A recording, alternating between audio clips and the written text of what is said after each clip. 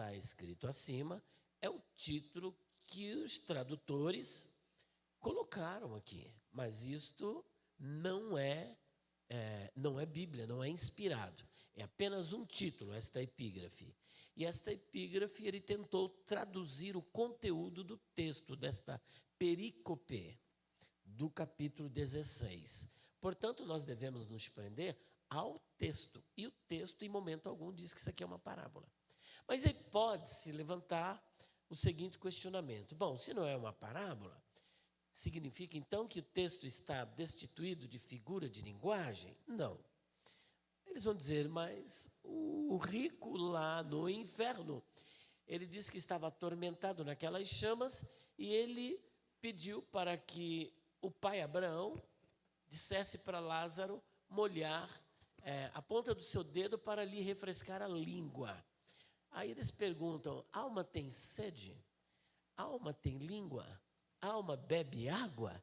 Então parece que desconstrói a nossa argumentação de que não é uma parábola, porque fica evidente, pelo menos em tese, ou aparentemente, que isso aqui é uma parábola. Aí depois tem a questão do pai Abraão, tem a questão de Moisés, porque Moisés está inserido dentro desse contexto, mas aqui se trata de uma sinédoque, outra figura de linguagem, como que eu dissesse assim, eu li Camões. A bem da verdade, eu não li Camões, eu li a obra de Camões. E aqui, da mesma sorte, está dizendo, ele tem Moisés e os profetas. A bem da verdade, Moisés e os profetas são duas divisões do Tanar, ou seja, da Bíblia hebraica, que era dividida em três partes, Torá, Neviim, Ketuvim, ou seja, a lei, a Torá, Neviim, os profetas e os escritos. E aqui, às vezes, as duas partes eram usadas para se referir à parte toda, trata-se de uma metonímia. O pai Abraão é um tipo de Deus, que a bem da verdade não é Abraão, o patriarca, mas é uma forma de se dirigir a Deus. Então perceba que esse texto está repleto de figuras, e por isso nós dizemos que esse texto não se trata de uma parábola, mas de uma história contada em forma de parábolas. É como se nós fôssemos fazer aqui uma pregação, e no meio da pregação eu colocasse uma ilustração. Essa ilustração pode ser verdadeira e pode não ser, porque ela tem um caráter ilustrativo. A finalidade é apenas abrir uma janela para que você possa ter uma compreensão melhor do texto. Visto que Jesus era o mestre das parábolas por excelência, frequentemente ele fazia uso das parábolas quando ele tinha uma verdade espiritual muito profunda e que não estivesse dentro da cosmovisão do seu auditório. Então ele usava uma parábola para poder ilustrar. E aqui ele faz uma mescla de uma história contada em forma de parábolas, usando figuras parabólicas para poder esclarecer ou ilustrar melhor a verdade. Porque quem é que foi lá no inferno? Quem é que sabe como é o inferno? Qual é a realidade do inferno? Então nós não temos ideia do que é isso. Então ele vai usar figuras para ilustrar acerca do inferno. Então perceba que a gente começa a ter uma ideia de que o inferno não é brincadeira, não. O rico estava lá, a vida dele era uma vida regalada, mas ele estava tão atormentado, sabia que não sairia de lá, e ele não queria que os parentes viessem também, mostrando para nós que, como diz o provérbio aí, a coisa é feia, né? Então, esse é um mito que eu gostaria de quebrar. E o segundo é que, mesmo sendo uma parábola, Jesus não usou figuras históricas, né? Não com H, com I, mas históricas ou figuras mentirosas para ensinar uma verdade. Sendo ele a própria verdade, não precisaria de uma mentira para ensinar uma verdade espiritual. Portanto, mesmo que fosse aqui totalmente uma parábola, ela não está destituída de verdade, porque a verdade que se quer demonstrar nesta parábola, nesta passagem, melhor, é uma verdade transcendente, uma verdade espiritual, e o destino daqueles que morrem sem conhecer a Cristo como Senhor e Salvador. Fiquei claro até aí? Está claro? Segundo texto, Marcos capítulo 9, versículos 42 até o 48.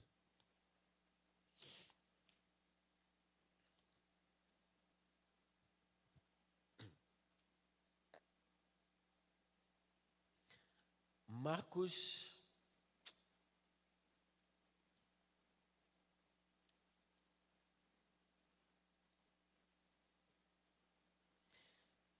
a partir do versículo 42, está escrito assim: e qualquer que escandalizar um destes pequeninos que creem em mim, melhor lhe fora que lhe pusessem ao pescoço uma grande pedra de moinho e que fosse lançado no mar.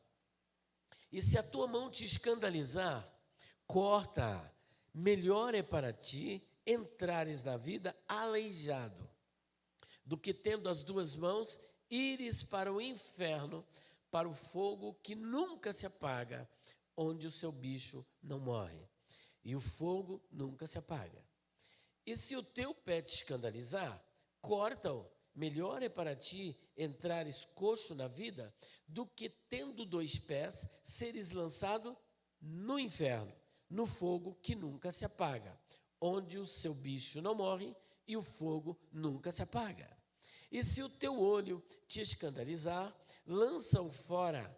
Melhor é para ti entrares no reino de Deus com um só olho, do que, tendo dois olhos, ser lançado no fogo do inferno, onde o seu bicho não morre e o fogo nunca se apaga. Somente até aqui. Ele procura dar ênfase aqui na questão do fogo que nunca se apaga. Esse fogo, ele é perene, esse fogo, ele é contínuo. E por isso esse fogo, nas outras passagens bíblicas que iremos ler, esse fogo, ele é eterno. Esse fogo, ele é eterno. O inferno que nós lemos em Lucas 16, 19 a 31, não é esse mesmo inferno aqui. Esse inferno aqui é um, o de Lucas é outro. E o de 2 de Pedro 2,4 é outro. E nós vamos trabalhar essas questões. Então perceba que falar do inferno não dá ibope. É um tema que ninguém gosta, muitos pregadores desprezam, mas é importante salientar que um dos mais célebres sermões que trouxe um temor numa cidade, as pessoas ficaram tão aterrorizadas por esta pregação, que quando elas começaram a ouvir a pregação, elas começaram a se agarrar às colunas da igreja, porque tinham um sentimento de que elas iriam descer vivas para o inferno. Do que eu estou falando? Alguém falou? É isso mesmo. Pregadores nas mãos de um Deus irado. É o sermão mais célebre de Jonathan Edwards. Pregadores nas mãos de Deus irado. O que ele falou? Falou sobre o inferno. No dia em que resvalaram os seus pés. Deuteronômio 32. Então perceba que Jesus falou constantemente acerca do inferno. Os apóstolos falaram do inferno. A Bíblia fala do inferno. E por que nós não havemos de falar? Portanto, é um tema oportuno, um tema interessante e que vale a pena nos determos sobre ele. Alguns mitos sobre o inferno. O primeiro: o diabo está no inferno. E às vezes as pessoas, vai Satanás para o inferno, para o teu lugar. Ele vai ficar dando risada dessa pessoa. Primeiro, Satanás não está no inferno. Segundo, ele nunca estará no inferno onde os seres humanos, ou melhor, as almas dos seres humanos estão. Quando houve aquele encontro dos Bnei Ha-Elohim, no livro de Jó, e quando vieram os filhos de Deus se apresentar perante Deus, veio também Satanás. E foi feita uma pergunta para ele: de onde vem Satanás? Quem se lembra da resposta? Veio de rodear a terra. Ele podia ter dito o seguinte: eu vim do quinto do inferno. Mas ele não disse. Eu vim de rodear a terra e passear por ela. Paulo faz alusão aos principados que estão nas regiões celestiais. Primeira carta de Pedro, capítulo 5, versículo 8, o apóstolo Pedro nos adverte dizendo o seguinte: sede sóbrios e vigiai, porque o diabo, vosso adversário, anda em derredor. Então ele não anda ao seu redor, mas anda ao derredor, bramando como leão, procurando a quem possa tragar. Então ele é o mais interessado em que você pensa que ele está trancadinho lá no inferno. Está não. Então você gosta de falar, vai lá para o inferno, para o teu lugar. Ele vai dizer assim, ainda não é o tempo. Vocês se lembram daquele endemoniado, que tinha uma legião de demônios, em Marcos capítulo 5? Falou, qual é o teu nome? Legião, porque somos muitos, eram cerca de quase 2.000. Só que antes disso, ele estava resistindo a Jesus, dizendo o seguinte, que temos nós contigo, Jesus, Filho do Deus Altíssimo? Vieste aqui nos atormentar? Antes do tempo ou fora do tempo? Porque eles diziam, não nos mande para o abismo. Então isso é uma prova clara de que Satanás não está preso e nem no inferno e nem em lugar algum. Ele está, girando por aí, tentando pegar alguém. Então esse é o primeiro mito. Segundo, que os demônios estão no inferno torturando os ímpios, causando dores e sofrimentos em seus corpos. Quem é que já viu essas visões? Tem umas profetisas aí, meus irmãos, estou imitando ela. Eu vi Michael Jackson lá no inferno. E ele corria feito um doido, e os demônios com tridente atrás dele. Gente, isso é tudo sonho de barriga cheia. Eu vi a Ludmila Feber no inferno. E estava lá os demônios. Gente, é muita criatividade. Não existe isso. Então não tem demônios lá no inferno onde estão as almas dos ímpios. Você não vai encontrar amparo na Bíblia para isso. Não tem um versículo dizendo que tem um demônio lá atormentando alguém, perturbando alguém lá no inferno. Até porque o inferno dos demônios e de Satanás é diferente, que nós vamos ver mais para frente. Então, isso é um mito. Tem aquele filme também sobre o inferno. Antigamente tinha muito, e principalmente na Idade Média, né? Os papas, principalmente Leão X, através de Johannes Tetzel, que era o vendedor de indulgências, eles pintavam aqueles quadros tétricos mais abomináveis, com aquelas figuras dos demônios, tudo com tridente, com garfo. Gente, demônio, inferno, ele é espírito, como é que ele vai estar com garfo de ferro, com tridente, espetando alma, não tem corpo. Entenderam? Então, são mitos criados para aterrorizar as pessoas. A gente chama isso de teologia do medo. Nós não precisamos, é só falar da realidade do inferno sem inventar, sem pintar com cores mais tétricas. Terceiro mito, que os demônios estão no inferno torturando as almas dos ímpios, já falamos. Que Satanás tem o seu trono no inferno. Tem gente que arruma até trono para o diabo. Tem o trono dele. Gente, isso também é invencionice, não tem amparo bíblico. Mais um mito, que Satanás faz reunião com os seus anjos no inferno. Irmãos, vamos entrar em oração, porque Satanás está reunindo lá no inferno. Ele fez uma reunião no inferno e disse isso. Gente, ele não está lá, não entra lá. Ele está por aí rodando. Você não vai encontrar amparo bíblico. Dizer que Satanás faz reunião no inferno. Não tem. Ele tem o seu reino. E ele reina aí nas esferas celestiais, nos ares, em vários lugares, mas não no inferno. Até aí tudo bem? Então veja como nós já dissemos, na Idade Média, a igreja usou desse expediente para amedrontar as pessoas, para poder, inclusive tinha um cofre lá na porta da igreja de Wittenberg, assim, escrito, ao tilintar de uma moeda, uma alma estará saltando do purgatório, do inferno e subindo direto para o paraíso. É forte isso, não é? Ao tilintar de uma moeda, caiu, a alma já sobe. E com isso daí eles enriqueceram, estão bilionários, é o maior patrimônio. Eles têm até um estado, que é o Estado do Vaticano. De onde que saiu isso? É para se questionar. Agora, a grande pergunta, o inferno existe ou não existe? Algumas pessoas têm dito assim: se o inferno existe, ele é aqui mesmo. Outros ainda dizem: minha vida é um inferno. E outros ainda dizem: fulano quer transformar a minha vida no inferno. Depois que eu saí daquele lugar, a minha vida virou um inferno. Mas tudo isso são expressões fortes para dizer que a vida não está fácil, que a vida está difícil, está complicada, está problemática, cheia de enfermidade, cheia de tanta coisa. Então a pessoa vai falar do quê? Do inferno. Mas ela não faz a mínima ideia do que é o inferno. O inferno é infinitamente mais do que isso que a pessoa está sofrendo. É pior do que a grande tribulação, né? Que os pós-tribulacionistas dizem que vão passar por ela. Eu não, mas tem um pessoal que diz que vai. Mas o inferno é bem pior, viu? Estou provocando se tiver alguém aqui, viu? No nosso assunto de hoje. Qual a origem da palavra inferno? A palavra inferno, ela vem do latim. Primeiro, o inferno existe. E existe por quê?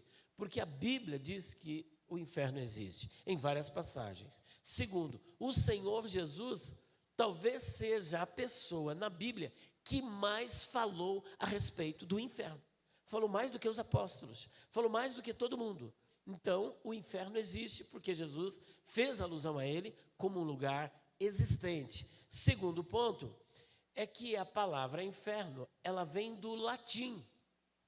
Diferente do que pensamos, ela não vem do grego, não vem do hebraico e não vem do aramaico. Ela vem do latim. E a palavra para inferno é infernus, que vem da raiz inferus, que é estar abaixo. Logo, inferno significa região inferior, o insondável, um lugar oculto, uma região inferior, um lugar inferior. Este é o significado etimológico da palavra inferno, proveniente do latim.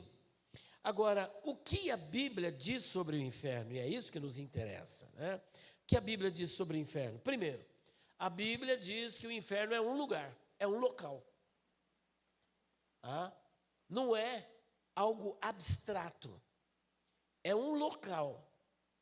Não é uma ficção, é um lugar. A Bíblia diz que o inferno é um local e nós vimos aqui o que é que o rico disse. Mas manda alguém para que pregue aos meus irmãos que eu deixei, para que eles não venham para este lugar de tormento. Então a Bíblia mostra que o inferno é um lugar. Nesta passagem do rico e Lázaro, nós vimos claramente que é um lugar. E na passagem que o Senhor Jesus está ensinando em Marcos capítulo 9, ele também apresenta de forma clara que o inferno é um lugar. É um lugar. Segunda verdade, que ele é um lugar, não apenas, mas um lugar de punição. Um lugar de punição. As pessoas que forem, ou que foram, ou que vão para o inferno, elas vão para aquele lugar, ou estão naquele lugar, porque mereceram estar ali, como punição dos seus atos. Alguém pode dizer assim: mas o inferno não existe não, um Deus amoroso, cheio de misericórdia, cheio de bondade, como é que ele vai querer que os seus filhos fiquem sofrendo no inferno eternamente? Vai criar um lugar tão terrível para que seus filhos sofram eternamente? Bom, em primeiro lugar, o inferno não foi criado para seres humanos, foi criado para o diabo e os seus anjos. Mas existe um inferno provisório que a gente chama de antecâmara, para onde as almas dos ímpios vão. Então, o inferno é um lugar de punição, é um lugar de cumprir sentença, e a sentença, ela é eterna, é prisão perpétua. Terceira verdade do que a Bíblia diz sobre o inferno, que ele é um lugar de tormento. Primeiro, a Bíblia diz que o inferno é um lugar. Segundo, é um lugar de punição, que os que ali estão sendo punidos. Segunda de Pedro vai falar da punição, capítulo 2, versículo 9. Vamos lá? Segunda de Pedro 2, 9. Que ele é um lugar, eu citei algumas passagens, né? Lucas 16 e Marcos. E agora, que ele é um lugar de punição. Quem tem a atualizada? Acho que vocês usam a atualizada, né? A atualizada, capítulo 2, versículo 9. Eu gostaria que todos lessem, por favor. 1, 2, 3. Não acharam, né? Segunda de Pedro, capítulo 2, versículo 9. Assim sabe o Senhor livrar da tentação os piedosos. Vamos lá, 1, 2, 3. Leiam.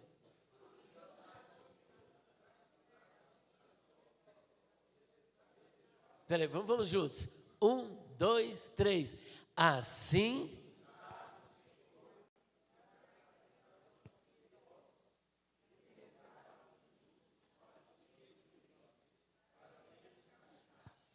Pois é, essa tradução, para serem castigados, essa não é uma boa tradução. Essa aí qual que é de vocês? Revista corrigida. A atualizada, ela vai expressar melhor. Oi, quem tem a atualizada? Por favor.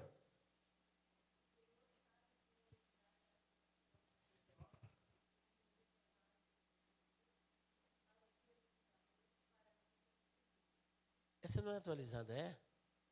Eu acho que não. É NA? Reservar sob castigo para o dia do juízo. Quem tem essa tradução? Por favor, irmã. É atualizada a sua. Essa é atualizada mesmo, pode ler.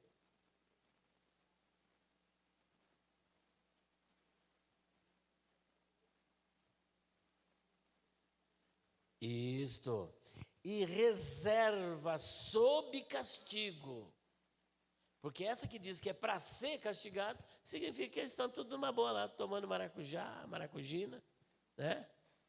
Inferno americano. Então, a história que o pessoal conta do inferno brasileiro é americano. Então, esse é o americano, né? Não está sendo punido. O verbo grego que aparece aí é koladizomenos.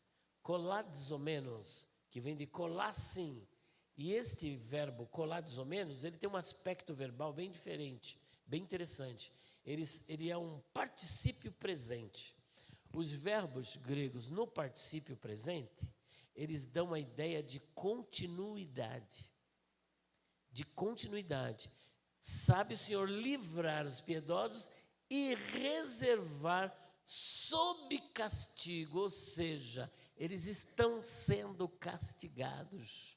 Já estão sob castigo, como está expresso em Lucas capítulo 16, que nós vimos, que o rico estava em tormento, estava ali sendo castigado, tá certo? Ainda, o inferno, a Bíblia diz que é um lugar de tormento. Aí nós podemos unir a passagem de Lucas 16 com essa de 2 de Pedro, capítulo 2, versículo de número 9. O que mais a Bíblia diz? Que as pessoas que morrem sem Cristo, entre a morte e a ressurreição, suas almas vão para o inferno e ali ficam sob castigo até ao dia do juízo. Esse é o que nós chamamos de estado intermediário.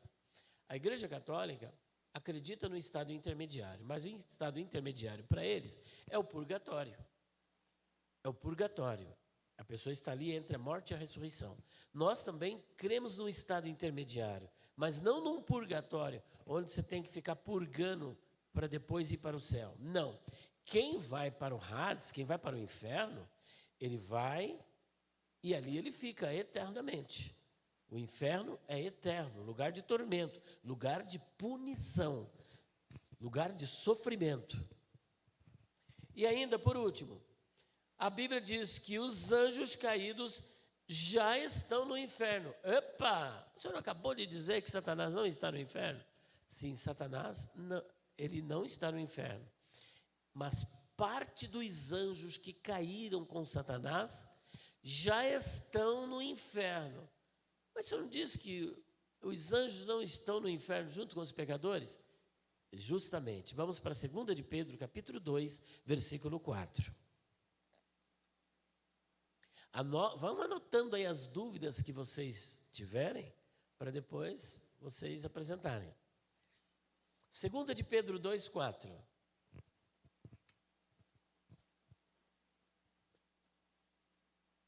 Quem encontrou? Pode ler.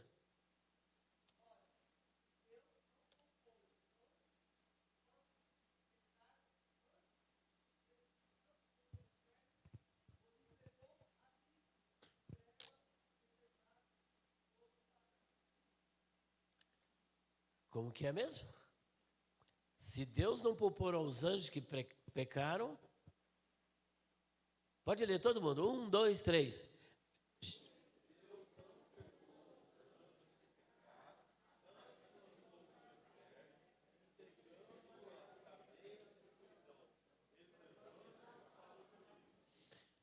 Não contradiz o que eu acabei de dizer?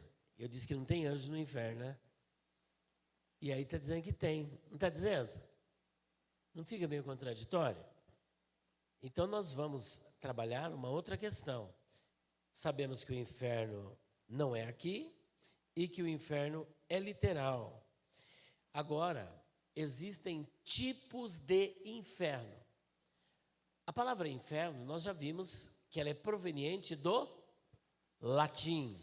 Infernos, de inferos, estar abaixo. Logo significa região inferior. A palavra inferno, ela possui um campo semântico muito amplo. O que eu quero dizer com isso? Que ela possui múltiplos significados. Múltiplos significados. É uma palavra polissêmica. E existe até o que nós chamamos na linguística de homonímia, homônimos, ou seja, vários lugares diferentes com o mesmo nome. É como pessoas diferentes, por exemplo, aqui nós temos um caso de homonímia, Elias e Elias, duas pessoas diferentes, porém que possuem o mesmo nome, da mesma sorte o inferno. A palavra inferno não está presa apenas a um local. Ela tem múltiplos significados, de acordo com o contexto. O inferno que nós lemos ali em Lucas capítulo 16, se você tiver o texto grego, você vai ver que a palavra grega que vai aparecer ali é Hades. Qual é o nome? Hades. A palavra Hades é a forma grecizada da palavra hebraica Sheol, de Shaal, que também é o insondável, lugar oculto, é o mundo dos mortos. Esse inferno chamado Hades ou Sheol não é o local onde estão presos os demônios. Não é o local para onde vão a besta e o falso profeta. Não é o local para onde vai Satanás em primeira instância. Hades Sheol é local de sofrimento, de tormento, de punição para os ímpios. E mais precisamente, para as almas dos ímpios, porque nesse inferno ninguém vai de corpo e alma. Vai somente a alma e espírito, aí depende da sua visão antropológica. Eu creio que a Batista ela é dicotomista, é isso mesmo? Dicotomista, para os dicotomistas vai somente a alma, e para os tricotomistas vai alma e espírito, mas não vai o corpo. Então esse lugar não tem corpos, tem almas ou espíritos, ou, no caso do tricotomista, alma e espírito. Então é o Hades. O inferno, a que Pedro está fazendo alusão, ele é tomado de empréstimo da literatura grega clássica. E se você consultar o texto grego lá em 2 de Pedro 2:4, qualquer um que tiver acesso, você vai conferir que o nome que aparece ali é Tártaros. É o Oi? Aparece? Na sua Bíblia já traduzido aí? Está vendo aí? Ó, já está lá, né? Tártaro. O Tártaro, na mitologia grega, era a prisão dos titãs. Quem eram os titãs? Eram os semideuses do Olimpo. Eram os semideuses. E os semideuses eram punidos sendo presos no Tártaro. E aí que alguns simpatizantes da visão mitológica acerca dos Bnei Elohim, de Gênesis 6:2, gente, nossa, tem uma história longa aí, né? Mas fato é que ali é o Tártaro, é uma prisão de anjos caídos. Por gentileza, se reportem novamente ao texto que vocês acabaram de ler, de 2 de Pedro, capítulo 2, versículo 4. O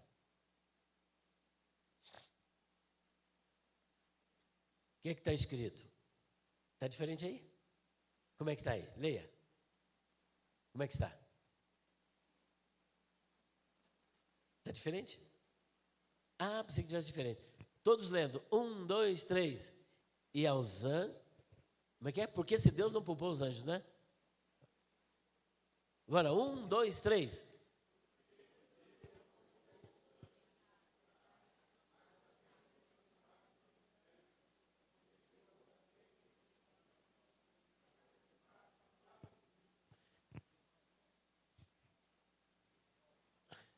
Como é que está a sua? Leia, por favor.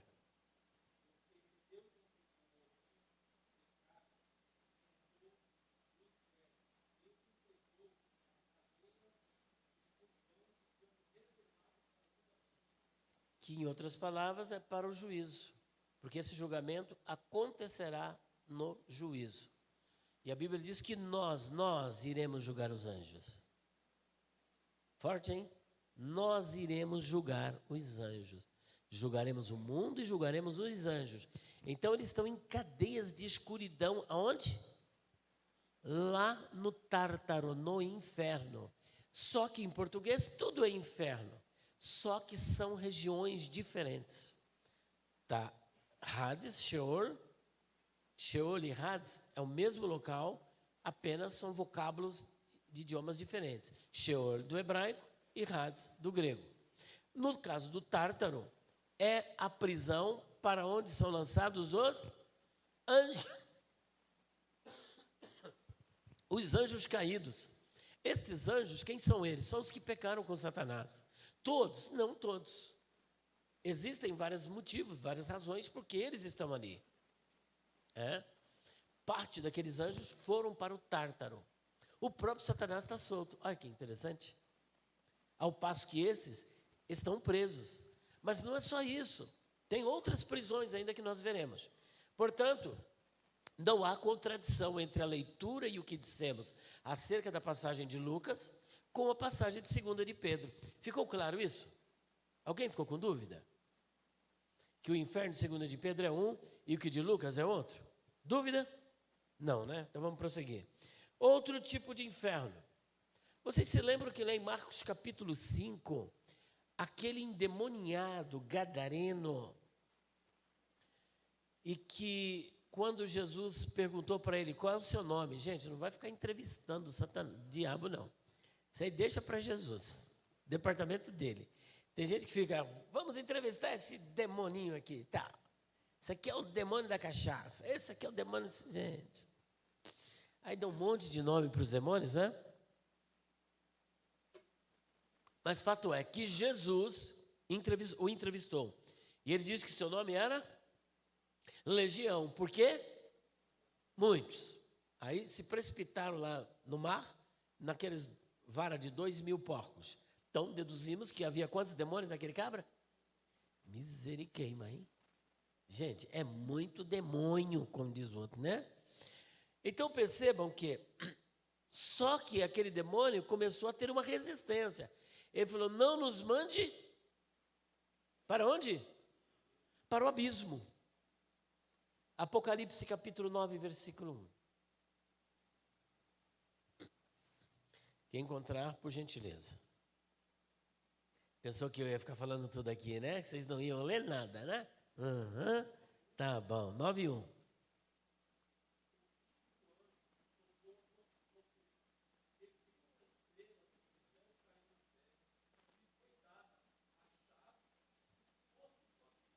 Olha só, aí lhe foi dada a chave do poço do abismo. Abissos, no grego. Abissos, que também é lugar profundo. Veja que ele fala, poço do abismo. E o versículo 2? Tinha uns demoninhos ali. Bora lá, pode ler. Versículo 2.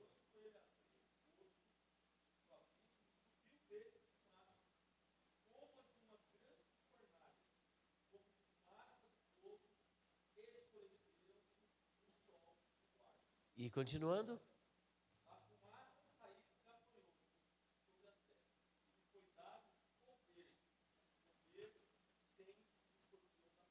Muito bem. Ali ele descreve como esses insetos, que na verdade são demônios. Perceba que a coisa, o bicho pega lá embaixo. Pega até para os demônios. A coisa é tão terrível, mas tão forte, que os 2.000 demônios que estavam endemoniados não queriam ir para o... Nem eles. Vamos ler isso aí? Marcos capítulo 5, se eu não me engano. Quem encontrar, não me lembra o versículo. Mas você que é Marcos capítulo 5.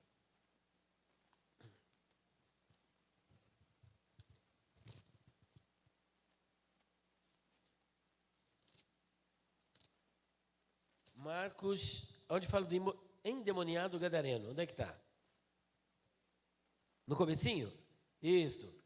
Quer ver, olha? Deixa eu ver se é aqui mesmo. Cadeias e tal. Bora lá. Versículo 12, direto. Então vamos lá. 1, 2, 3. E todos...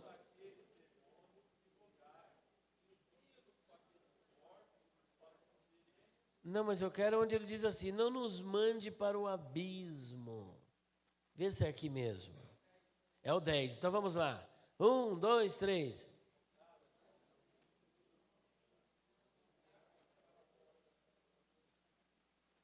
Ainda não é. Pedaços. Não nos mande para o abismo. Não nos mande para o abismo. Eles estavam ali. É o 7. Agora é mesmo? Vamos lá então. É. Então deve ser alguma passagem paralela. Deixa eu ver aqui. Que eles diziam assim, ó, vamos ver, Mateus 8. Que eu acabei não anotando, foi imprudência da minha parte. Não precisaria estar dando este. Eu iria poupá-los disso.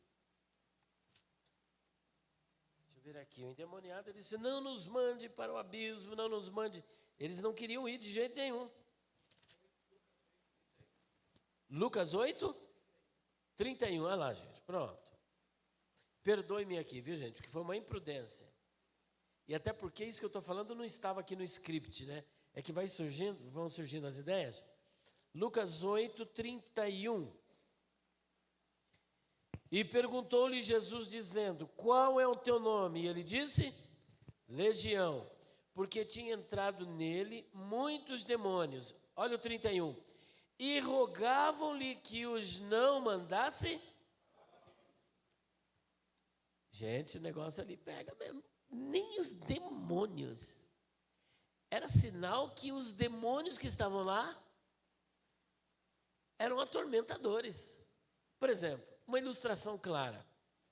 Existem vários tipos de cadeias hoje no mundo, não existe? O camarada, quando ele é preso em flagrante, em primeiro lugar, para onde ele vai? Não, mas ele não vai direto para a cadeia. Ele vai... Delegacia, distrito policial. Fica ali, botando a banca. Sei o quê. Se é político importante, vai para... lá para o escritório da Polícia Federal. Fica lá na Federal. Tem que suco, tem refrigerante, tem sofá, tem televisão, tem chuveiro quente. Só que depois, quando vem a sentença, aí eles começam a distribuir de acordo com o grau de periculosidade do cabra. Tem bandido que não pode conviver com outro bandido, que ele é canibal, ele é antropófago. O cara é tão zoado, tem tanto capiroto no cara ali, meu, que até o endemoniado gadareno fica com inveja do cara. O cara sabe que vai dormir, mas não sabe se vai acordar com ele. Que ele mata, ele come, ele... né? Tem lá um monte aí de Taubaté, uns presídios de segurança máxima, onde o cara pode ficar só umas horinhas só e depois tem que ficar ali. Você está me entendendo? Por quê? Porque existem níveis de psicopatia, de psiquiatria, de loucura. O cara perdeu, é um sociopata, uma pessoa que não tem condições mínimas nem de viver com outro bandido. Ele é pior do que o bandido. Na classe dos demônios, eu acredito que é a mesma coisa. Entendeu? E por esta razão, esse inferno aí, nem os demônios estavam querendo ir lá. Não, não manda gente para a gente ir lá, não. Agora não é tempo. Continuando. Então, nós temos o Hades, temos que é o Hades Sheol, é a mesma coisa, o abismo, e temos também o Tártaro. A palavra inferno também pode se referir à sepultura, gente. Então, se um testemunho de Jeová, um adventista do sétimo dia, disser isso para você, não se equivoque. Ainda que existem palavras gregas e hebraicas específicas. Por exemplo, kever é a palavra para sepultura em hebraico. E mnemeion é a palavra grega para sepultura. Mas o Hades também é um termo intercambiável para sepultura. O que é que vai determinar se ali é lugar de tormento e punição ou uma sepultura? O contexto. Eu vou falar sobre casa.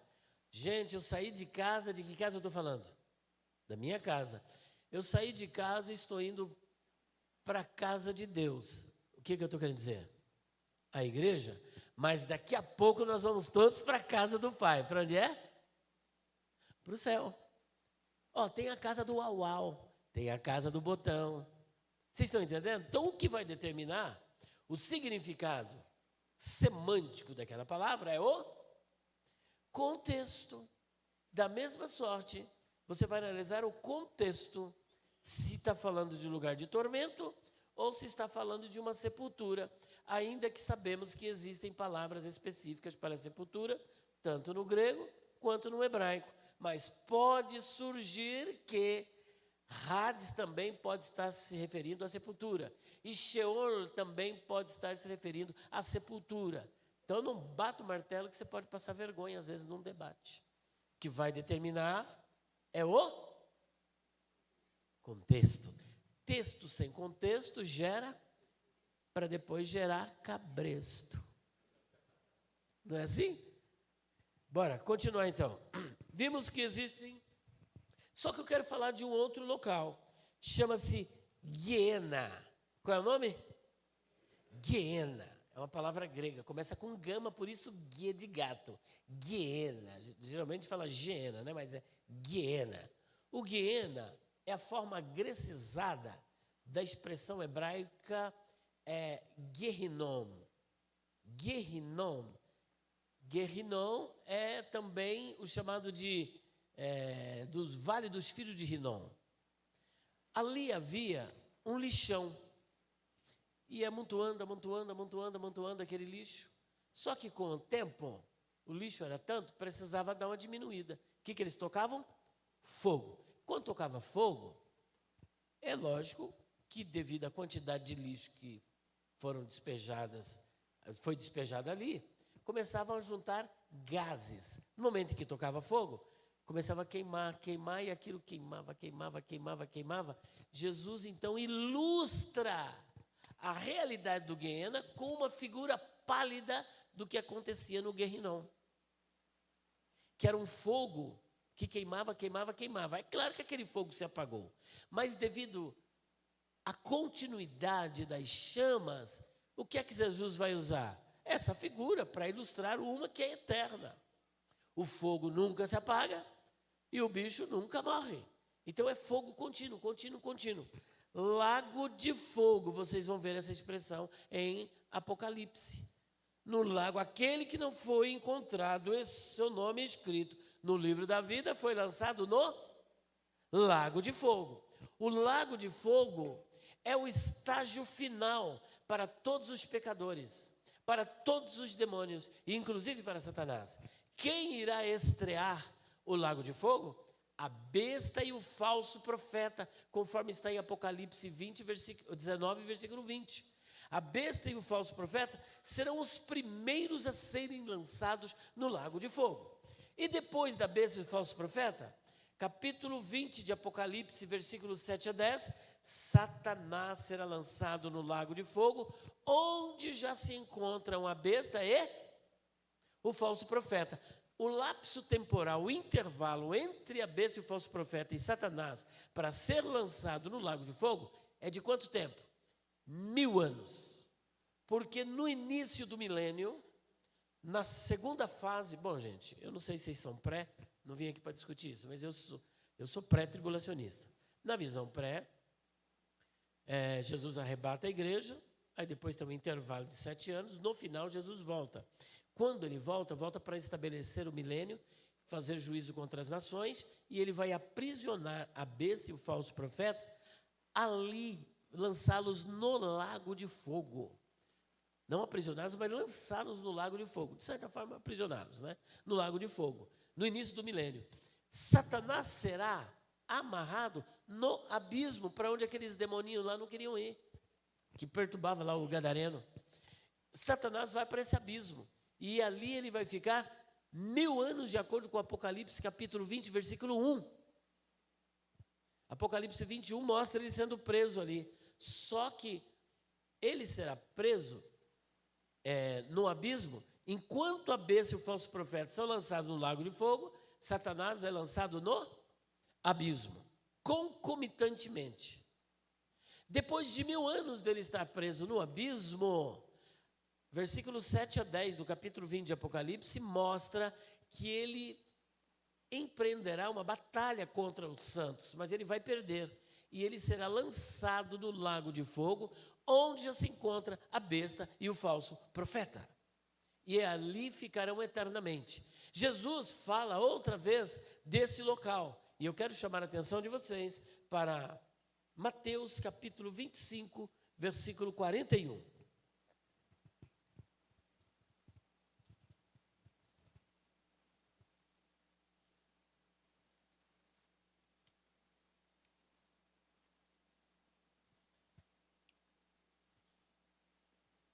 Quem encontrou? Vamos ler então? 1, 2, 3.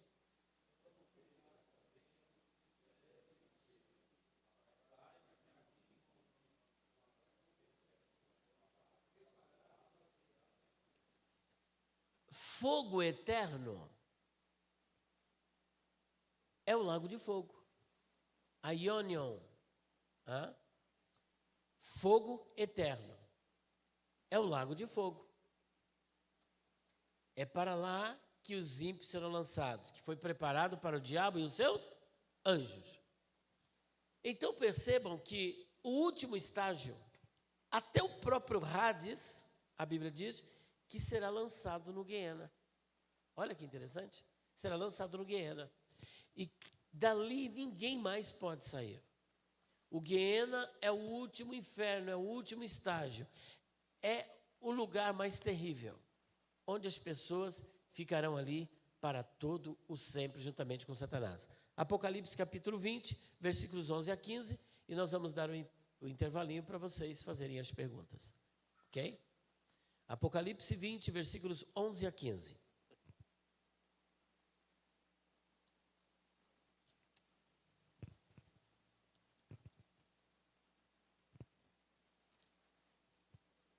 Isto, por favor. Isso, pode ler bem alto.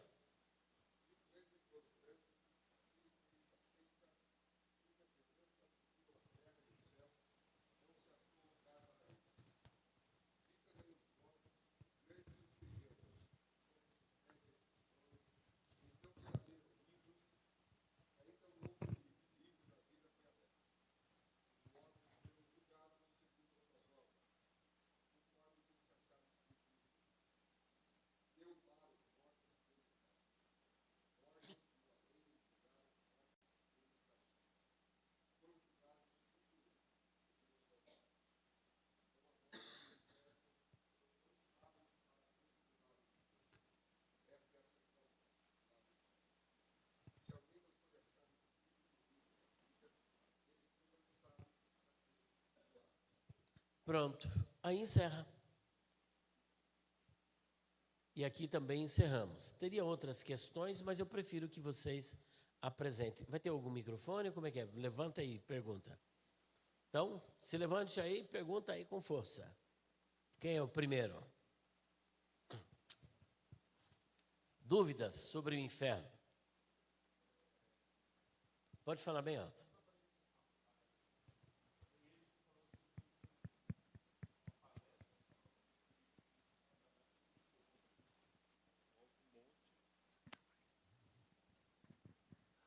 rapaz. E eu trabalhei com um rapaz, né? E ele falou que ele teve uma palestra onde o pastor falava que o Satanás tinha um trono. E que era num monte. Então eu falei, rapaz, procura se informar, porque Satanás não tem trono. Tem alguma coisa errada aí. Ele falou que ele tinha coroa também. Então, busca direitinho, fala com o seu pastor sobre isso aí, mas eu estou para falar, não, mas tem trono, Satanás tem trono. Rapaz, então essa é a... Sua questão. Isso. Então, ele até teve vontade, né? Porque ali em Isaías 14, Ezequiel 28, ele diz, subirei ao céu, acima das estrelas de Deus, estabelecerei o meu trono. Subirei ao céu, acima das estrelas de Deus estabelecerei o meu trono e serei semelhante ao Altíssimo.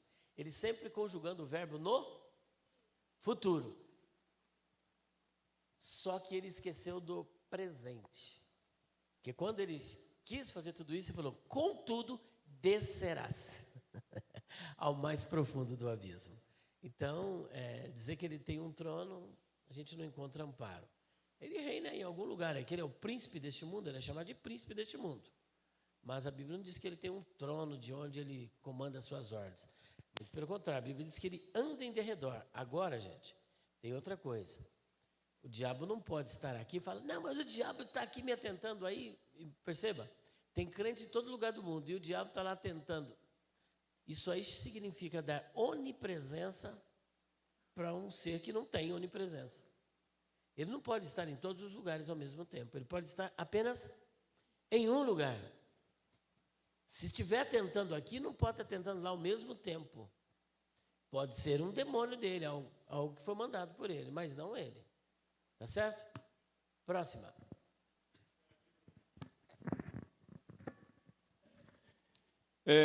Se Satanás foi, porém, o príncipe da rebelião contra Deus, por que ele não foi lançado no Tártaro? Boa pergunta. Aqui é uma dedução. Como aquele exemplo que eu dei. Às vezes, numa quadrilha, gente, o cara que executa o crime, o cara que planeja o crime, às vezes é pior do que aquele que executa. E aquele que lidera, às vezes não é tão perverso quanto os liderados. Entendeu? Eu penso que a punição é de acordo com a periculosidade, com aquilo que cada um comete. Então é possível que aqueles que estavam com ele, por quê? Satanás não tentou aqueles seres, ou melhor, eles não caíram com Satanás, diferente de Adão. Nós caímos com Adão, porque Deus criou um homem e por meio dele toda a raça. No mundo angelical não acontece do mesmo jeito. Deus criou cada anjo separadamente. Cada um responde por si mesmo. Tanto é verdade que quando Satanás caiu, quantos caíram com ele? A terça, por que não caiu tudo? Porque cada um se responsabilizou por si próprio. Então não houve um efeito dominó, é um efeito cascata. Os que caíram, caíram porque quiseram. Tá? Eu deduzo que seja isso, essa é a razão. Ele não estar preso e muitos outros demônios também estarem soltos. Próxima.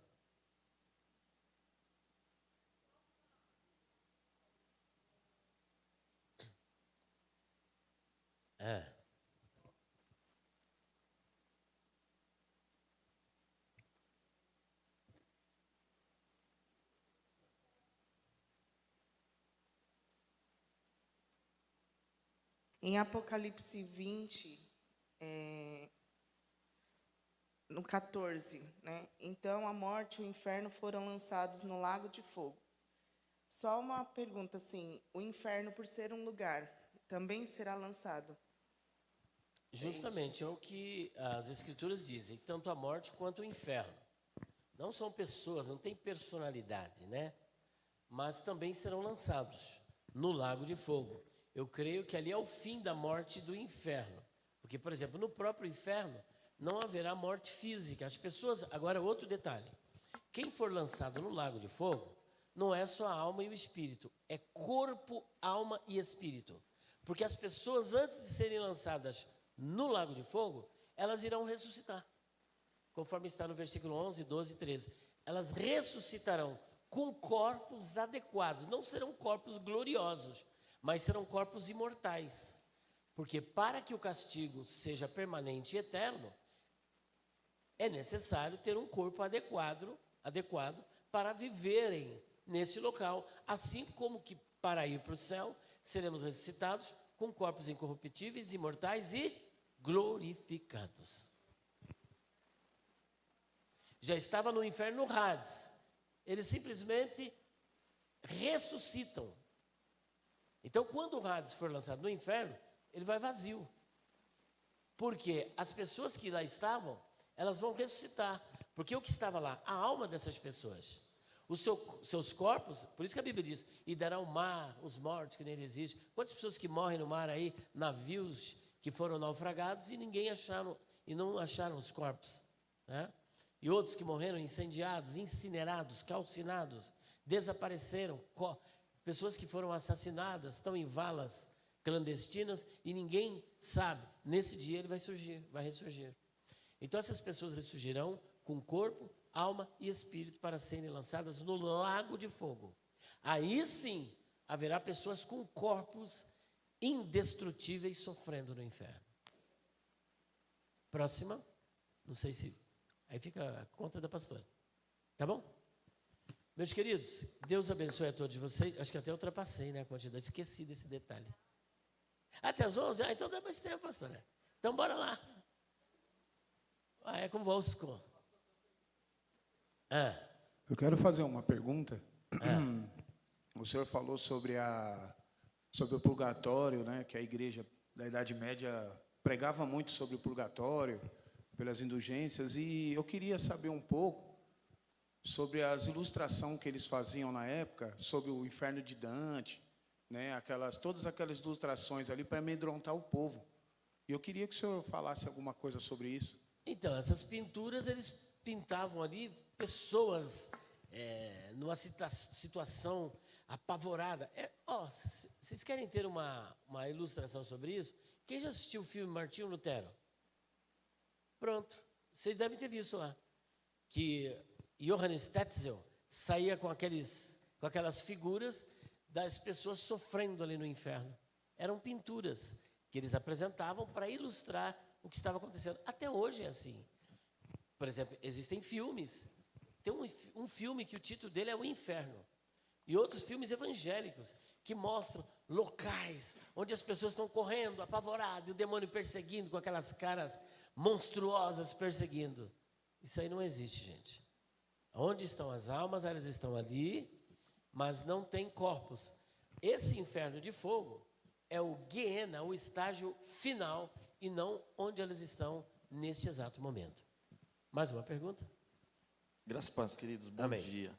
Pastor, sobre fogo. Tem algumas dúvidas sobre fogo. O que acontece? As pessoas usam o texto lá de Moisés, que o Senhor Deus aparece para Moisés em uma sarça ardendo em fogo, né? E hoje tem até um louvor que diz assim, que esse fogo nunca se apague, que esse fogo só aumenta. Até quando nós podemos aplicar, Deus ele é fogo, posso clamar ao Senhor como esse fogo, que esse fogo só não se apague, que esse fogo só aumenta. Como que aplica essa aplicação do fogo em Deus? Então, existem os jargões evangélicos e as metáforas e as figuras de linguagem. Por exemplo, Jeová desceu a tela. O que é isso, desceu a tela? Trouxe a revelação. Jeová desceu um manto. Rapaz, estava um manto naquela igreja. O que você quer dizer com isso? O que você quer dizer com isso? No meio pentecostal. Desceu um manto. Havia muito poder. Rapaz, estava uma unção, um poder. Olha, foi fogo. Deus mandou fogo naquela igreja. Na verdade, não é fogo literal. É unção, é poder, é graça. Então, eu creio que as pessoas que estão dizendo isso estão fazendo essa referência. No caso de Moisés, Deus, para despertar a atenção de Moisés, ele se apresenta ali numa sarça de fogo. Por exemplo, o povo era guiado pelo deserto. Durante o dia havia o quê? Uma coluna de nuvem. E durante a noite? Uma coluna de fogo. Quando Elias orou, Deus respondeu com fogo. Mas não é só ele não. Salomão, quando foi consagrar o templo, acabando de orar, Deus mandou fogo. No dia de Pentecostes, foram vistas línguas repartidas como que de... Então, o símbolo de Deus é fogo. O símbolo do Espírito também é fogo. Isso é presença de Deus. É poder de Deus. E ele vos batizará com o Espírito Santo e com... Aí dá polêmica. Eu já participei de um debate sobre isso. Tem gente que entende que esse fogo aí é o fogo do juízo. Eu não, eu entendo que é o fogo purificador do Espírito Santo.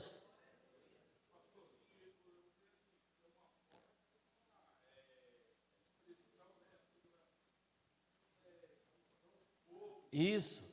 Rapaz, eu estou sentindo um fogo aqui, olha.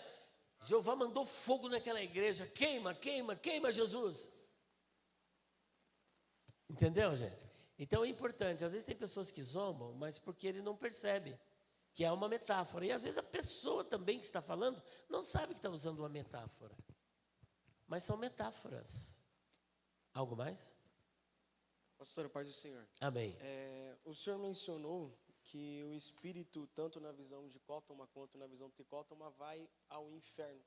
A primeira pergunta que eu queria fazer para o senhor é como o senhor define essa questão do espírito. A primeira frase que você falou, como é que é? Que eu disse o quê? Que o senhor definiu que tanto na visão de Cótoma quanto na tricótoma, o espírito vai ao inferno, na condenação. Isso, a alma e o espírito, ou a alma ou o espírito vão ao inferno quando a pessoa morre. Sim, sim.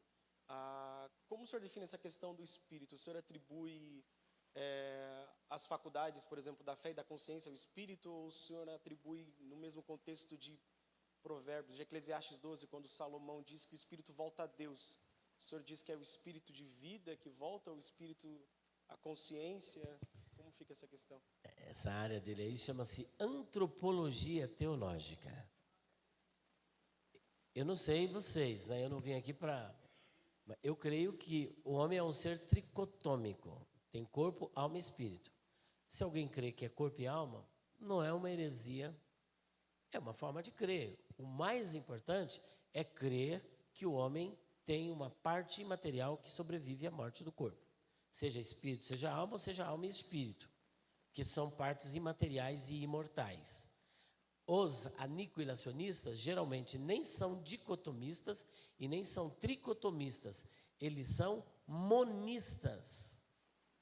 Monistas, eles são, tá?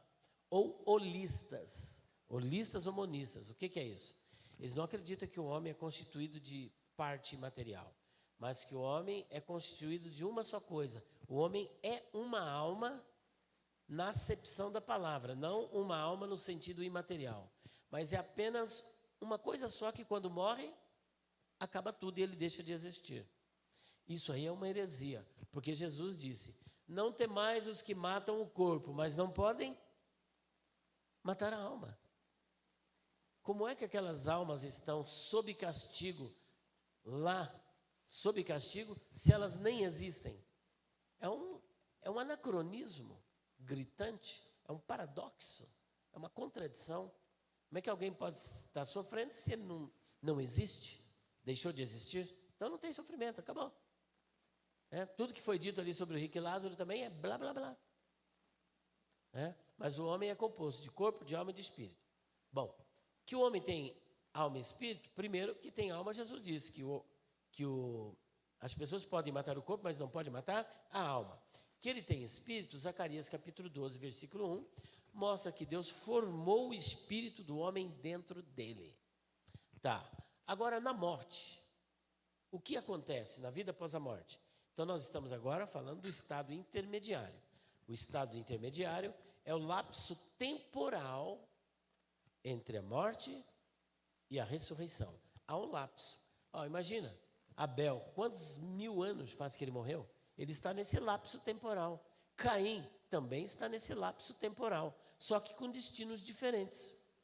Caim está num estado de tormento. porém Abel no estado de bem-aventurança. E o que é que está no estado de bem-aventurança?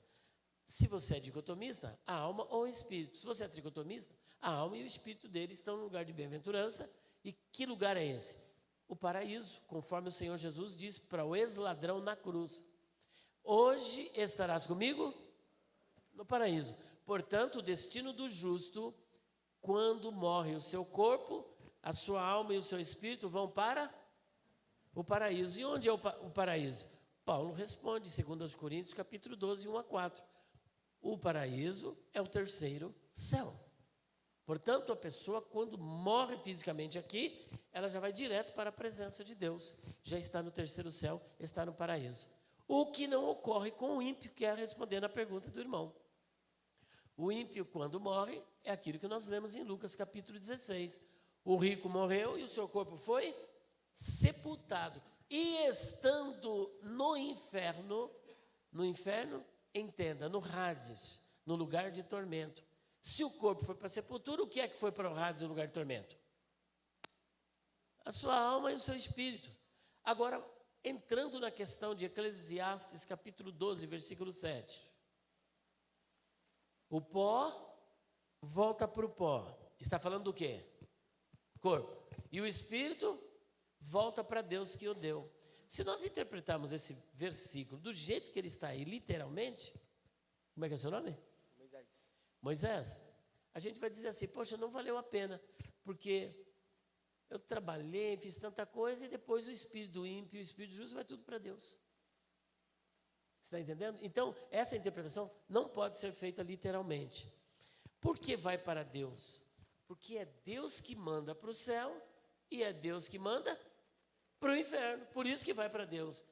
Para Deus dar o destino de cada um. Se é o justo, foram levados pelos anjos para o seio de Abraão, lugar de delícia, lugar de intimidade, ao passo que o ímpio foi lançado no inferno, o seu corpo para a sepultura e a sua alma no inferno. Quem é que pode levar alguém no inferno? Tem alguém que sabe pode colocar no Waze aí o destino do inferno? Bota no Waze aí, inferno. Vou mandar. Geograficamente, se os demônios não entram lá, se Satanás não está lá, quem é que pode lançar no inferno? E é o que está escrito: temei antes aquele que pode fazer perecer no inferno o corpo e a alma. Tá certo? Então, quem manda para o inferno é Deus. Então, no sentido aí, por exemplo, de ir para Deus que o deu, é nesse sentido. Não tem outro. Então, quando a gente encontra um texto complicado, existe uma regra na hermenêutica que diz o seguinte: você lê um texto, ele é obscuro, leia o contexto. Leia aquela palavra à luz de outro texto paralelo. Se ainda não trouxe luz, leia esse texto à luz dos ensinos gerais das Escrituras. Ora, a pessoa não sabe o endereço de ir para o inferno. Demônio não leva para o inferno. O diabo não vai levar para o inferno. O Waze também não manda para o inferno. Quem manda? É Deus. Então, essa pessoa vem para Deus dar o destino para essa pessoa. Próxima pergunta. Pois não. É um pouquinho mais alto, por gentileza.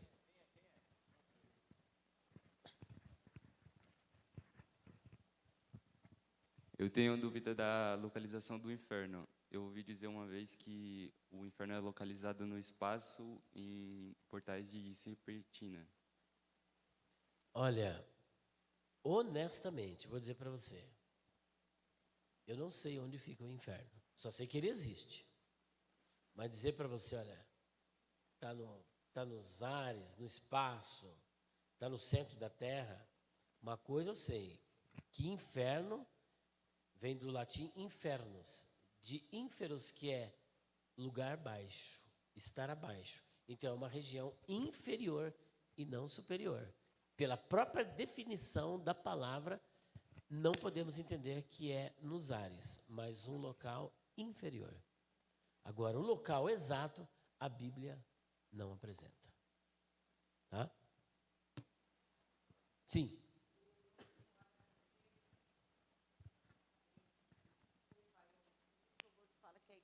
ouvir. Quem vai ouvir o ressoar da trombeta? Os demônios ou a igreja? Muito bem. Eu costumo dizer o seguinte, que o arrebatamento da igreja, o pessoal que é pós-tribulacionista, eles não gostam que eu digo isso, mas eu vou dizer, se tiver algum aqui, você me desculpa. O arrebatamento será secreto. Aí você fala assim, mas como será secreto? Se a pastora Meire acabou de dizer que haverá toque de trombeta, shofar gadol, em hebraico é chamado de shofar gadol, haverá um buzinaço estrondoso de trombeta. Como é que pode ser secreto, né, pastora? Se haverá um barulhão. Não só isso, haverá voz de arcanjo, trombeta de Deus, haverá alarido. E aí o texto de Apocalipse diz, eis que é vindo com as nuvens e todo olho. Como é que pode ser secreto? Você vê, eu fico no estreito, né, gente? Eu mesmo me coloco. Mas eu saio, viu? Eu saio sim. Vou dar apesar que eu cheio direto lá eu já vou ficar aqui daqui a pouco com escatologia. Eu sei que vocês ficaram aguçados, eu vou dar escatologia, né, direto. Eu creio que só a igreja ouvirá, pastora. A igreja ouvirá esse toque de trombeta. Agora, a Bíblia não diz se os anjos ouvirão ou não ouvirão. Pelo que, uma vez que o arrebatamento é da igreja e é para a igreja, esse toque não é para os anjos maus e nem tampouco para os ímpios. Por isso que é secreto. É só para os fiéis. E se alguém ouvir, ele tem que ressuscitar. O pessoal fala, o ímpio vai ouvir. Então, se ele ouvir, a Bíblia diz que se ele ouvir, ele vai ressuscitar. Só que a ressurreição do ímpio vai acontecer quando? Só depois do juízo final, no juízo final, depois do milênio. Então o ímpio não ouvirá. O arrebatamento será secreto. Só a igreja verá. Só a igreja ouvirá. E só a igreja subirá. Eu não vou entrar no detalhe porque hoje não é estudo de... Ainda que falar de inferno é escatologia, né? Porque a pessoa que vai para o inferno, ela sai da temporalidade. Não há mais contagem de tempo. Mais alguma pergunta? Eu não sei se eu respondi, pastora. Respondi?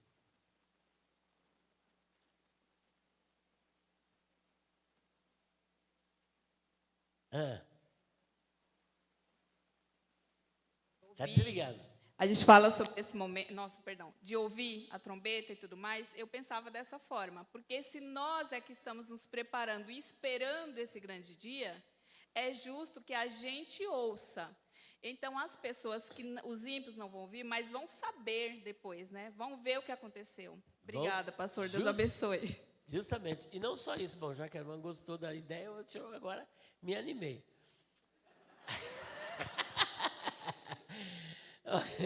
Uma ilustraçãozinha. Noé entrou na arca. Sozinho? Quem entrou na arca com Noé? Oi? A sua família. Mas não é só a família dele, não. Entrou uma multidão. Jegue, jumento, anta, girafa, entrou tudo. Entrou um bando de animais, sim ou não?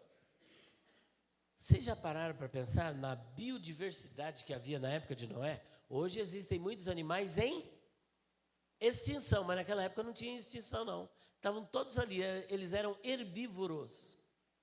Não comiam carne, como o homem também não comia carne. Era herbívoro. Entraram todos na arca, mas como assim? Imagine o planeta Terra, a biodiversidade do planeta. E vieram animais de todos os rincões do mundo para entrar na arca. Deus convidou os homens, eles não entraram, mas burro, jegue, jumento, anta entraram. Porque o homem na desobediência é pior do que todos esses animais. Agora, mesmo que Noé, eu falei Moisés não, né? Mesmo que Noé conseguisse rodar o mundo procurando esses animais, gente, o dilúvio até hoje ainda não teria acontecido, porque haja canela para andar, né? Mas mesmo que ele conseguisse, como é que ele ia conseguir pegar as aves do céu? Agora, vocês acham que esses animais entraram tudo quietinho, silencioso? Não, entraram fazendo barulho. Entraram um estrondo danado, um barulhaço, um estardalhaço e tal. E demorou. Que, gente, são centenas ou talvez milhares de animais que entraram ali.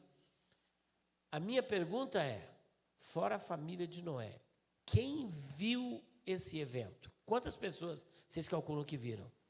No mundo, mais ou menos. Chutem. Quantas? Milhões. E vocês, quem dá mais? Bi. E se eu disser para vocês que nenhuma só alma viu isso? Ninguém. Ninguém viu. Era a salvação de Noé e os animais. Só dizia respeito a eles. Era algo particular entre Deus e eles. Irmão, mas qual é o texto bíblico que o Senhor usa para fundamentar isso? Bora lá. Mateus 24, 37 e 39. Já. Assim como foi...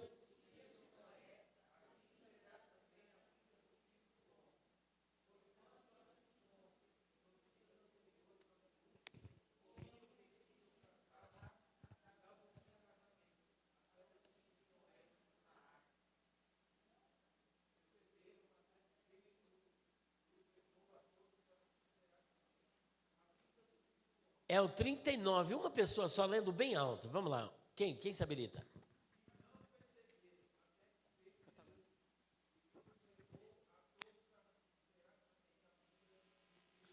Então, quem é que percebeu a entrada na arca? Foi secreto. Foi secreto. Ninguém viu. Ninguém assistiu. Da mesma sorte, ele está dizendo, assim também será a vida do Filho do Homem. Ninguém vai ver, só a igreja. Gente, é a finalização do casamento da igreja com Cristo. Você chama alguém para ir lá na lua de mel? Você não vai chamar. Pode ser seu melhor amigo, sua melhor amiga. Bora na lua de mel. Você não vai. É secreto.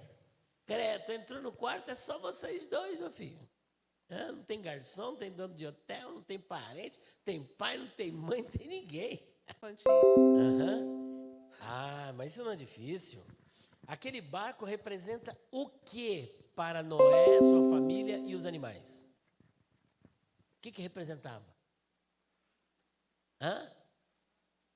A salvação. E o que nós estamos apresentando? Olha quantos barcos de Noé tem aqui. Aqui tem um. Está todo mundo vendo. Mas o problema é quando nós sairmos daqui. Porque todo mundo está vendo o barco. Todo mundo vai ficar vendo o barco. Mas aqueles que pertenciam ao barco e saíram... Alguém conseguiu ver? Tinha alguma frestinha lá na arca lá? Até porque não dava. Gente, aqueles filmes lá... Noé, abre a porta! Não, eu fechei por dentro, mas Deus fechou por fora. É verdade, Deus fechou por fora. Mas isso aí é narrativa de filmes. Não sobrou ninguém para gritar, não. Veio o dilúvio e matou todo mundo afogado. Foi surpreendente, foi inesperado. A volta de Jesus é iminente. A volta de Jesus é secreta. E a volta de Jesus é pré-tribulacional. Não é sobre isso que eu vim falar. Mas, já falei.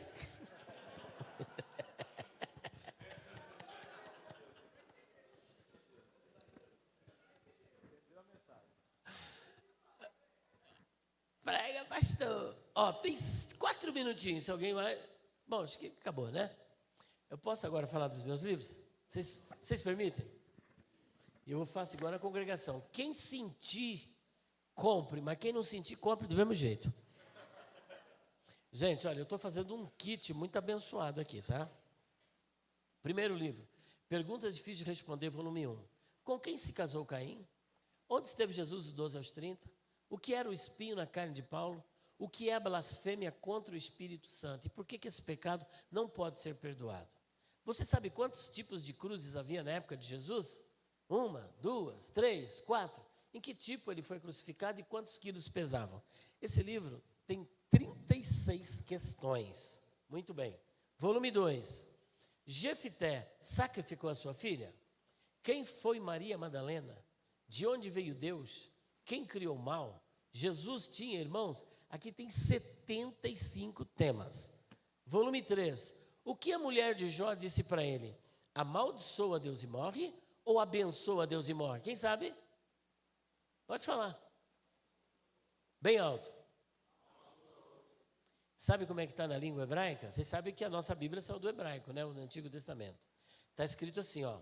Vatomer lo isto odecha machazik betuma terra barech Elohim vamut. É isso que vocês entenderam. O resto eu explico aqui. Vocês não acreditam? Vocês não acreditam? Eu explico. Claro que eu explico, querido. Eu explico sim, tá bom? Trata-se de um fenômeno da língua hebraica chamado tikkun soferim, ou seja, correção dos escribas. Só vou até aí, o restante está aqui. Vocês já ouviram falar no lobisomem? Quem já ouviu falar em lobisomem? É real, é uma lenda, é um folclore? O que é isso? Hã? Folclore. Né? E se eu disser para vocês que a Bíblia é o primeiro livro a fazer alusão ao lobisomem como um personagem real? Vocês vão rir de mim? Não ri não, porque está na Bíblia, gente. Tá. Só para vocês não ficarem com a orelha em pé e com o cabelo em pé, eu já vou dar uma dica, tá? Que eu não gosto de assombrar ninguém. Está no livro de Daniel. Pegou a visão? Pegou? Pegou? Quem pegou aí? Quem pegou? Quem é? Quem é o personagem? Qual é o nome dele? Esses dias eu vi um camarada. Irmão, tem um personagem na Bíblia chamado Nabucodonosor.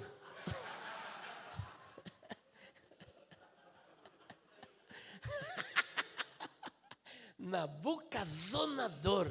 Falei, meu Deus. Vocês sabiam que o canto do galo não era o canto de uma ave? Porque na época de Jesus era proibido criar galo e galinha em Jerusalém. E onde nós encontramos isso? No livro de Charles Swindoll. O antigo livro dele chamava-se Marcado para Morrer. Não tem mais esse título. E ele tirou de uma literatura que eu tenho essa literatura. Chama-se Mishnah, é uma literatura rabínica. E nessa literatura rabínica estava proibido um judeu criar galo. Não podia ter no quintal, não podia ter na casa do sacerdote, não podia ter em Jerusalém. Então, se não havia um galo, Jesus disse, antes que o galo cante, 3 vezes. Na verdade, quantas vezes o galo cantou, gente? Quantas vezes Pedro negou Jesus? E quantas vezes o galo cantou? Troca de turno, né? Na verdade, ele cantou. Na verdade, ele cantou 2 vezes. Aqui tem 59 temas. O que é o batismo com o Espírito Santo? O que é o batismo com o Espírito Santo e com fogo? É o fogo do juízo? É o fogo do Espírito? Só quem é batizado com o Espírito Santo tem o Espírito Santo? Qual é a evidência do batismo com o Espírito Santo? Vocês sabem que o doutor Enéas Tonini, ele era batista pé de ferro, né? Batista pé de ferro daquele sensacionista. Até que Jeová pegou ele. Jesus pegou ele e ele começou a falar em mistério. Aí surgiu o Batista do povo. Ele era lá das perdizes. Vocês conhecem essa história, né? E aí ele foi batizado com o Espírito Santo e virou penteca também. É claro que não dava os... Mas ele era. Falava em mistério com Deus. Coisa linda isso, né? Então, tem essa obra. Esse daqui, perguntas escatológicas difíceis de responder. Aqui eu vou dizer por que eu não sou pós-tribulacionista. Porque a igreja não passará pela grande tribulação. Quem são os escolhidos de Mateus 24, versículos 29 a 31? O que é a grande tribulação? Quem são as 2 testemunhas? Tem mais de 100 abordagens. As várias interpretações escatológicas, o pré-tribulacionista, pós-tribulacionista, meso-tribulacionista, arrebatamento parcial, arrebatamento pré-ira. Tudo aqui nesta obra. Nós acabamos de lançar essa obra para a glória de Deus. Quando nós fizemos 15 dias na pré-venda, já tinha vendido 1.600 exemplares. Eu abri vaga para 50, 1.600. Minha filha está até hoje lá fazendo pacote com a minha esposa. Alguns ainda não receberam, porque já está em 2 mil exemplares vendidos. Mas sobraram alguns aqui, tá? São 496 páginas. Esse tem 312, esse aqui tem quase 400. Muita coisa que vocês ouviram hoje e que têm vontade de perguntar sobre antropologia teológica, sobre a vida após a morte, a origem da alma, o traducianismo, o pré-existencialismo, o criacionismo, a dicotomia, a tricotomia, o monismo, o ex-ladrão na cruz. Foi no mesmo dia com Jesus ao paraíso? Foi ou não, gente? Foi ou não foi, gente? O que Jesus prometeu? E se eu disser para vocês que uma pessoa na cruz levava de 3 a 9 dias para morrer? E depois que Jesus ressuscitou, Maria Madalena se aproximou dele, o que ele disse? Não me toque, porque eu ainda... Se ele mesmo não subiu, como é que ele levou? Se levava de 3 a 9 dias para morrer, como é que ele foi? Vocês viram? É isso que o adventista vai fazer com você. É isso que a testemunha de Jeová vai fazer com você. Deixar você assim, ó. Mas tem resposta aqui. Aqui, a resposta está aqui, ó, quentinha, tá? Tem resposta para tudo isso. Se eu for falar só sobre esse processo da crucificação, gente, leva uns 40 minutos. Que é detalhe por detalhe, o tipo de cruz, o crurifrágil, o pedido dos judeus, essa questão da precipitação da morte, essa questão de Maria Madalena não subir para o Pai, a natureza teantrópica de Cristo envolve muitas questões teológicas. Mas a verdade é que ele foi, sim, naquele mesmo dia. Mais detalhes? Está aqui. Tem 130 perguntas e respostas. E por último, dicionário de palavras, expressões, interpretação e curiosidades bíblicas. Curiosidades etimológicas de uso, de costume, de cultura.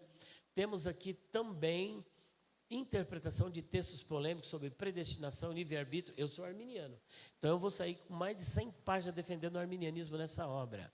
Tem questões polêmicas, tem etimologia de nomes de pessoas, rios, vales, montes, deuses, mitos, origem e significado no grego, hebraico, latim, aramaico.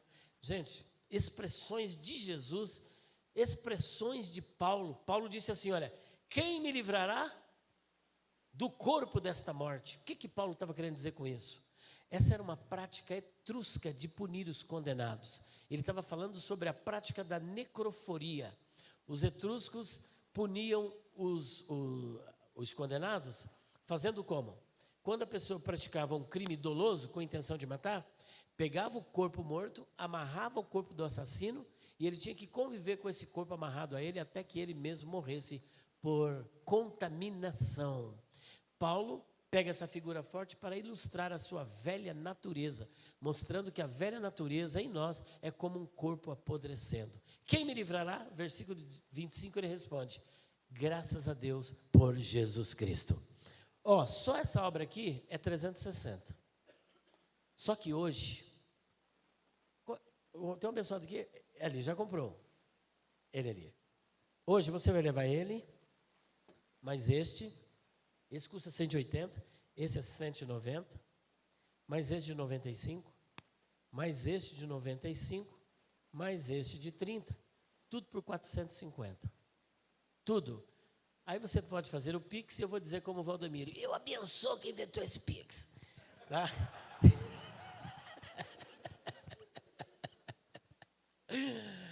Deus abençoe a todos vocês. Amém, queridos? Pastora, acabei passando um minuto, tá bom? Passei um pouquinho ali.